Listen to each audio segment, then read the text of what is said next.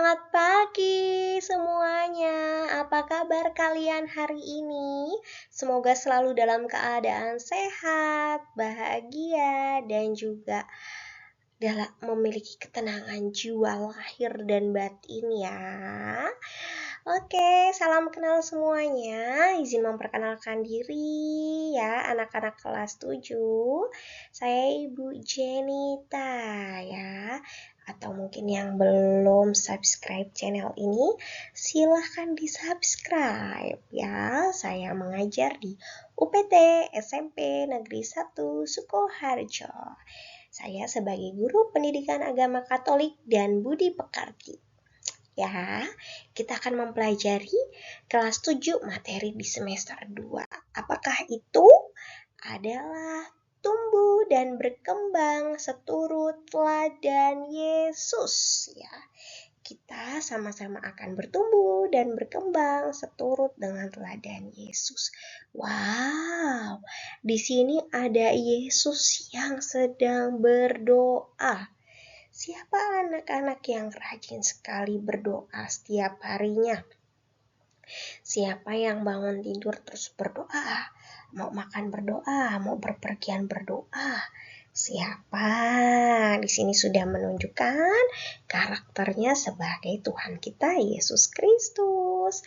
Di dalam Injil kita juga menemukan banyak kisah yang menunjukkan bahwa Yesus merupakan pribadi yang sering berdoa.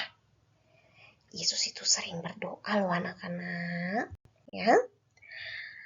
Terus apa sih yang dimaksud dengan doa itu, ya? Kalau anak-anak sudah sering berdoa, udah tahu belum ya arti berdoa itu apa? Doa bukan hanya kegiatan mendaraskan rumus-rumus hafalan belaka.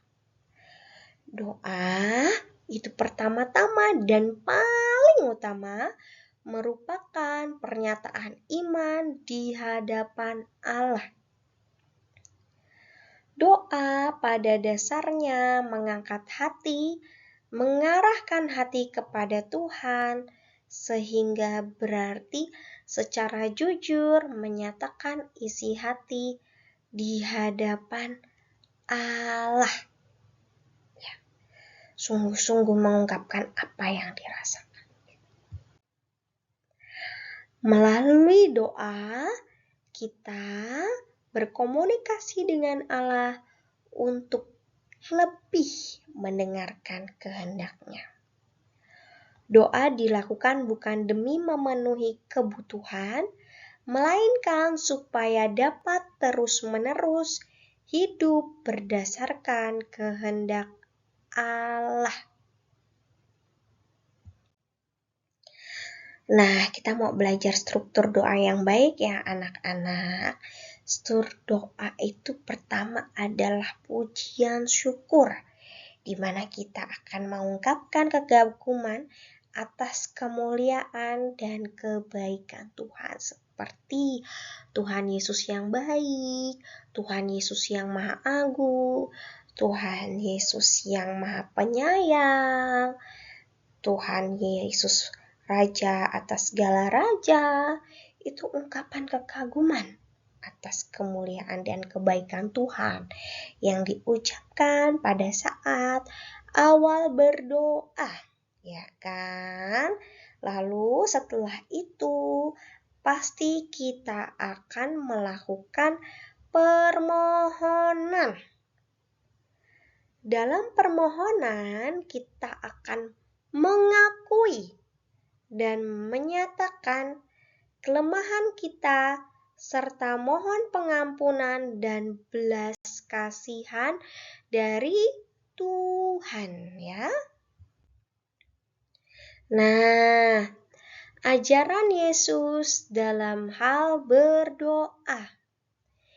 Yesus adalah pribadi yang suka berdoa. Seluruh hidup dan karya-karyanya adalah suatu doa yang dipersembahkan kepada Bapanya. Jadi Tuhan Yesus berkarya sama seperti kita.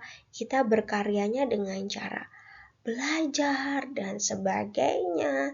Itu harus selalu disertai juga dengan berdoa ya. Nah, hal berdoa ini dituliskan di dalam Injil Matius bab 6 ayat 5 sampai dengan 18.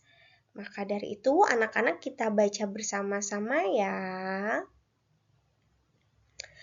Dan apabila kamu berdoa, janganlah berdoa seperti orang munafik.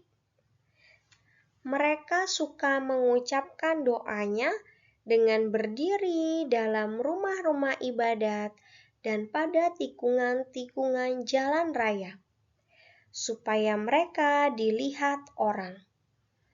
Aku berkata kepadamu, sesungguhnya mereka sudah mendapat upahnya.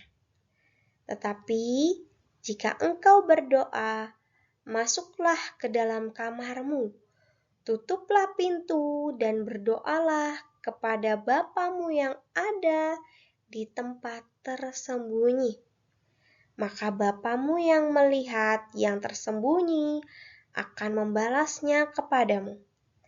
Lagi pula dalam doamu itu, janganlah kamu bertele-tele seperti kebiasaan orang yang tidak mengenal Allah. Mereka menyangka bahwa karena banyaknya kata-kata doanya akan dikabulkan. Jadi, janganlah kamu seperti mereka, karena Bapamu mengetahui apa yang kamu perlukan sebelum kamu minta kepadanya. Karena itu berdoalah demikian. Diajarkan doa Bapa kami nih. Bapa kami yang di surga, dikuduskanlah namamu, datanglah kerajaanmu, jadilah kehendakmu di atas bumi seperti di surga. Berikanlah kami pada hari ini makanan yang secukupnya, dan ampunilah kami akan kesalahan kami, seperti kami juga mengampuni orang yang bersalah kepada kami, dan janganlah membawa kami ke dalam pencobaan, tetapi bebaskanlah kami daripada yang jahat. Karena Engkaulah yang empunya kerajaan dan kuasa dan kemuliaan sampai selama-lamanya. Amin. Karena jikalau kamu mengampuni kesalahan orang, Bapamu yang di surga akan mengampuni kamu juga. Tetapi jikalau kamu tidak mengampuni orang, Bapamu juga tidak akan mengampuni kesalahan kamu. Itu tentang berdoa ya. Hal berpuasa. Dan apabila kamu berpuasa, janganlah muram mukamu seperti orang munafik. Mereka mengubah air mukanya supaya orang melihat bahwa mereka sedang berpuasa. Aku berkata kepadamu, sesungguhnya mereka sudah mendapat upahnya. Tetapi apabila engkau berpuasa, minyakilah kepalamu dan cucilah mukamu, supaya jangan dilihat oleh orang bahwa engkau sedang berpuasa, melainkan hanya oleh Bapamu yang ada di tempat tersembunyi. Maka Bapamu yang melihat yang tersembunyi akan membalasnya kepadamu. Perlu diingat ya anak-anak, hal berdoa dari Injil Matius bab 6 ayat 5 sampai dengan 18 ya. Tadi doa yang benar disebutkan dari ayat 5 sampai dengan 8. Yesus mengajarkan bahwa doa yang benar itu dilakukan secara pribadi, di tempat yang tersembunyi dan dengan hati yang tulus, bukan untuk mencari pujian orang lain. Bapa di surga mengetahui apa yang dibutuhkan sebelum diminta. Lalu di ayat 9 sampai dengan 13 kita diajarkan doa Bapa kami ya anak-anak. Yesus memberikan contoh doa yang sempurna. Ya, terkenal sekali doa ajaran Tuhan kita Yesus Kristus, yaitu doa Bapa kami. Doa ini mencakup permohonan agar nama Allah dimuliakan, kerajaannya datang, kehendaknya terjadi, kebutuhan sehari-hari dipenuhi, pengampunan dosa, dan pelepasan dari percobaan. Di ayat 16 sampai 18, Yesus ingin mengatakan cara puasa yang benar. Yesus mengajarkan bahwa puasa yang benar dilakukan dengan hati yang tulus dan tidak dipamerkan. Puasa seharusnya dilakukan untuk merendahkan diri di hadapan Allah, bukan untuk mendapat pujian dari manusia ya.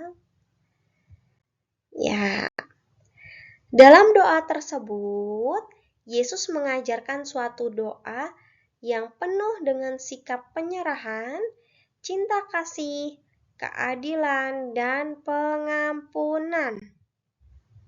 Seperti yang tadi kita belajar, isi doa Bapa kami ya anak-anak, di sini ada doa.